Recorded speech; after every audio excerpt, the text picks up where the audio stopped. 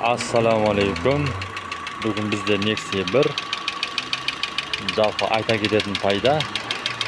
Қазір су көтерілу, вентилятор қоспай қалу деген көп жағдай болып отыр. Соған пайда ретінде қазір мына вентилятор қоспай келді. Бұның релесі, предохранитель бәрі жұмыс жасап тұрғанын білу үшін мына жерде температура датчик болады.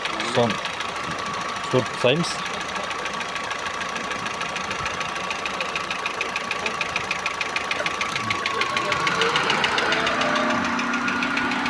Вентилятор қосып тұр. Вентилятор қоспай қалатын болса, жолда осы датчикті тауып алыңыздар. Мына ВАЗда болады, Nexia болады, бүткіл көп машиналарда болады. R3, R4 и тағы екінші датчик болады кейбіреуінде. Вентилятор радиаторда болады, ВАЗдарда да болады көбінесе. Екі проводты бір-біріне қоссаңыздар, жалпы вентилятордың қосуына пайда береді. Қазір аварийный режим қосып қойды.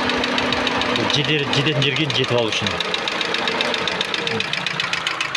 Бұны қайтып шығып қойды. Жалпы сол Аллах істеріңізге береке берсін, пайдалы етсін. Түсінбеген сұрақтарыңыз болса, комментария қалдыра кетіңіздер.